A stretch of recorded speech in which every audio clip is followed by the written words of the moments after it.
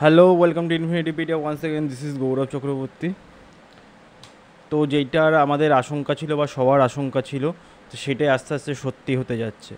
যে এখন যদি আপনি ইসরায়েল গাজা নিউজ সার্চ করেন বা দ্য গ্লোবাল নিউজ সার্চ করেন, সব জায়গাতেই একটা আপনি নিউজ দেখতে পারবেন, সব বড় বড় নিউজ আর্টিকেলসগুলোতে বা সব বড় বড় নিউজ আউটলেটগুলোতে, যেটা হলো হচ্ছে Netanyahu urge a full conquest of Gaza as ceasefire talks reach আপনার হলো হচ্ছে এমপেস।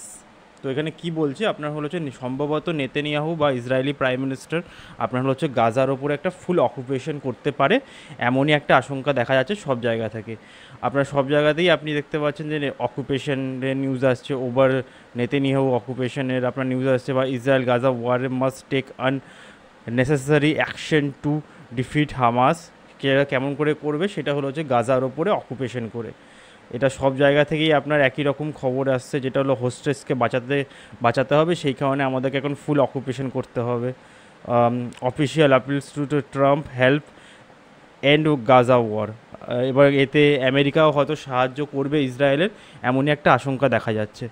তো এই খবরটা নিয়েই আমি বিস্তারিত বলবো, এবং একটা পার্টিকুলার এটা যেটা হলো হচ্ছে লাইভ মিন্টের খবরটা, যেটা আপনি দেখতে পাচ্ছেন এইখানটায়। তো এইখানেও একই খবর বলছে, এখানেও বলছে যেটা হলো যে Israeli PM Benjamin Netanyahu eyes complete Gaza take over to rescue the hostages. তাই কী বলছে, হোস্টেজেসকে বাঁচানোর জন্য বা হোস্টেজেসকে আনার জন্য কমপ্লিট গাজাকে টেক ওভার করবে, এমন একটা আশঙ্কা দেখা যাচ্ছে।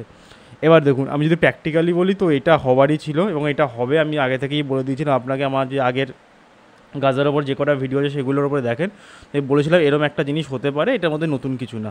ইসরায়েলের চিরকালই টার্গেট ছিল হচ্ছে ওই জায়গাটাকে কবজা করা, বা ওই জায়গাটাকে আপনার হলো হচ্ছে অকুপাইড করে নেওয়া। তো এটা করার জন্য কিছু তো আপনার একটা বাহানা চাই, তো এইটাই হলো হচ্ছে একটা বাহানা। দেখুন, যদি হোস্টেজেসকে নিয়ে চিন্তা ছিল, তো সর্বপ্রথম ওদেরকে তো সিজ ফায়ার করা উচিত ছিল না, ফুড ট্রাকসগুলোকে আপনার যেতে দেওয়া উচিত ছিল। যেটা বিভিন্ন জায়গা থেকে খবর আসছে, গাজার এখন অবস্থা খুবই শোচনীয়, এর মধ্যে কোনো সন্দেহ নেই।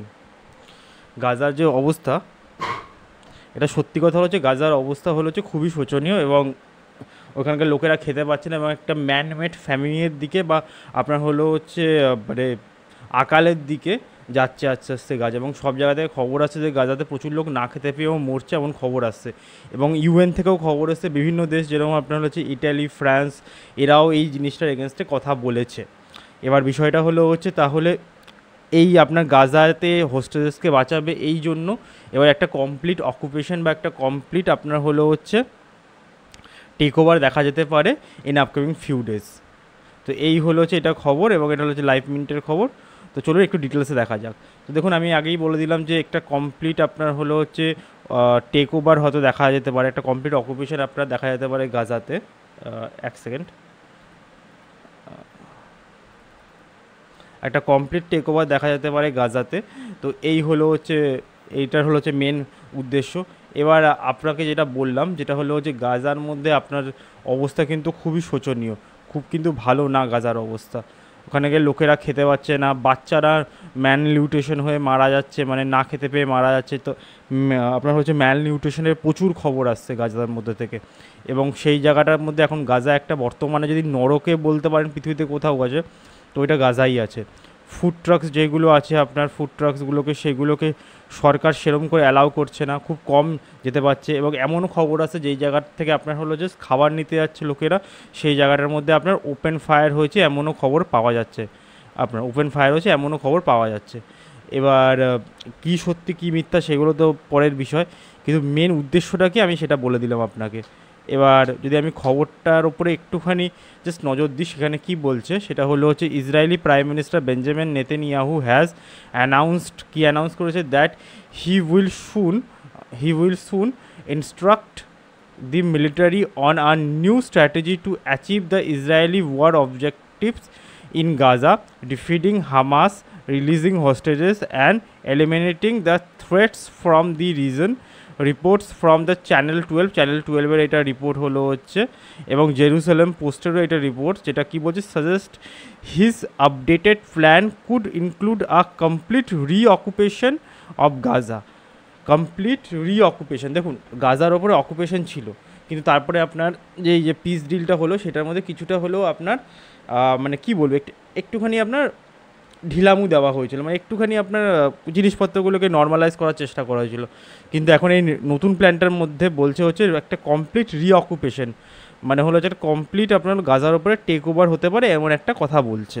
তো এটা হওয়ারই ছিল বেঞ্জামিন নেতানিয়াহু বা ইসরায়েলি প্রাইম মিনিস্টার। বা দেখুন, ইসরায়েলের চিরকালই হলো হচ্ছে কথা যে ওই যে এলাকাটা আপনার ইসরায়েলে যদি আপনি ম্যাপ দেখেন, আমি ইসরায়েলের ম্যাপটা মনে হয় আমি এর মধ্যে আনিনি, মোটামুটি একটা আইডিয়ার জন্য আমি যদি আপনাকে বলি, তো দেখুন ধরুন খুব বাজে ইসরায়েল এটা, ধরুন এটা হলো ইসরায়েল এবং ইসরায়েলের এই দিকটা হলো হচ্ছে ওয়েস্ট ব্যাঙ্ক, এবং এইখান থেকে একটা ছোট্ট স্ট্রিপ চলে যায়, এটা হলো হচ্ছে গাজা স্ট্রিপ। ঠিক আছে, এটা হলো হচ্ছে আপনার, এটা হলো হচ্ছে আপনার গাজা, এবং এটা হলো হচ্ছে ওয়েস্ট ব্যাঙ্ক। ঠিক আছে, এবার ওয়েস্ট ব্যাঙ্কের মধ্যে জায়গায় জায়গায় ছোটো ছোটো ছোটো ছোটো ছোটো ছোটো ইসরায়েলি, মানে ওয়েস্ট ব্যাঙ্কের মধ্যে জায়গায় জায়গায় ছোটো ছোটো ছোটো ছোটো আপনার জায়গাগুলোই হলো হচ্ছে আপনার প্যালেস্টাইন। আর গাজার এই জায়গাটার মধ্যে হলো হচ্ছে হামাস কবজা করে রেখেছে, বা হামাসের আপনার পাওয়ারে আছে এই জায়গাটার মধ্যে, এখানে নিজস্ব কোনো মিলিটারি নেই।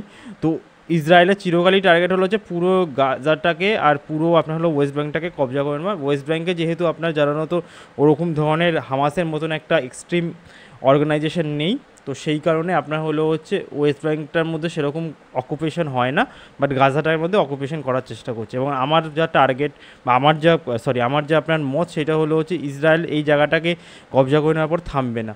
ইসরায়েলের টার্গেট হলো হচ্ছে আপনার হচ্ছে গ্রেটার ইসরায়েল।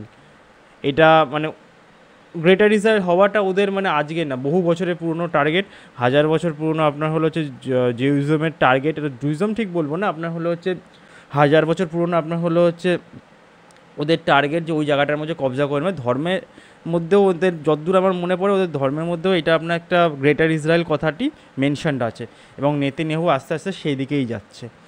এবার এই জিনিসটা হওয়ারই ছিল, নতুন কিছু না। প্লাস আপনার নেতানিয়াহুর এগেনস্টে যে কারাপশন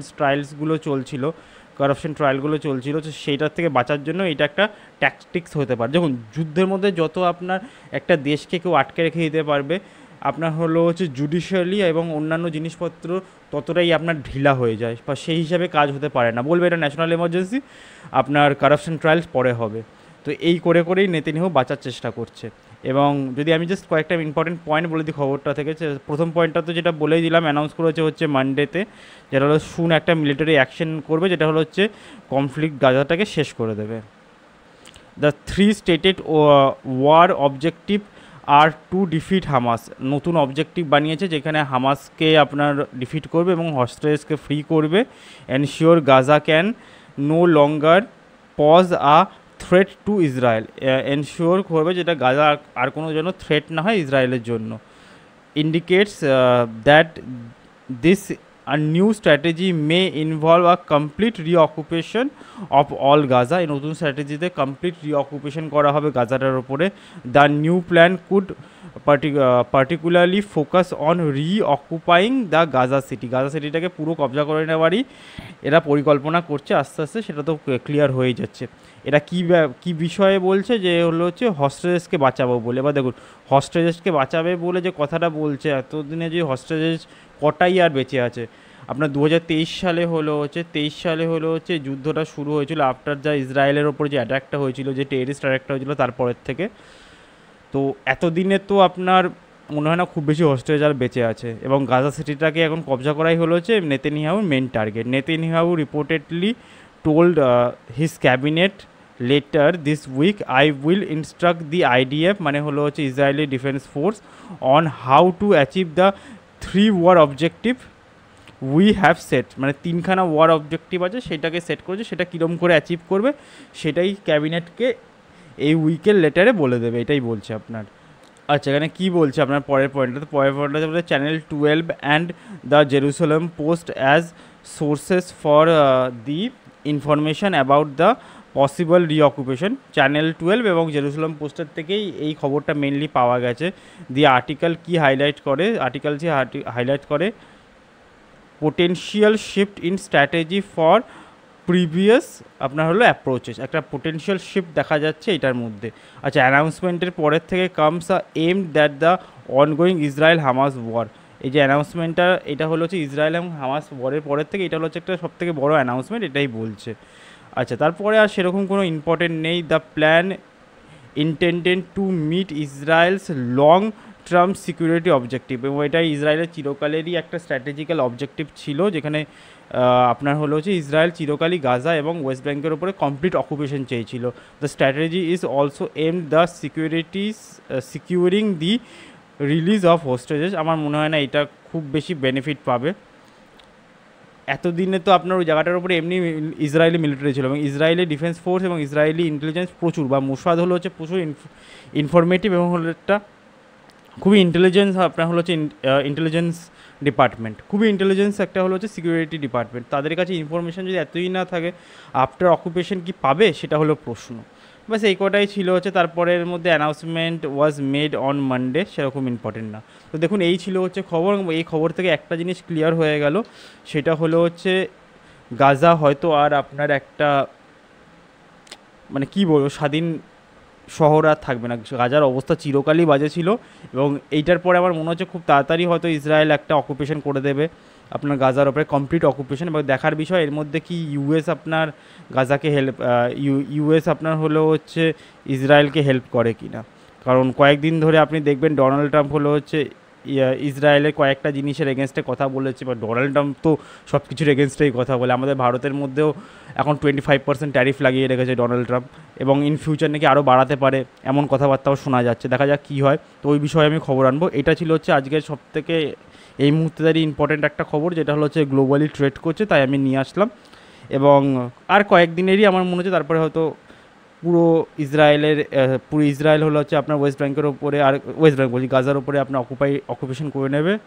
এবং আমার মনে হচ্ছে না আপনার আরব নেশনস কিচ্ছু করবে না, ওনারা কোনো দিন কিছু করেছে না, আমার মনে হয় না কোনো দিন কিছু করবে। কারণ এইটা হলো হচ্ছে জাস্ট টাকার খেলা, যার কাছে টাকা, যার কাছে পাওয়ার, এখন এই পৃথিবীর সেই হিসাবেই চলছে।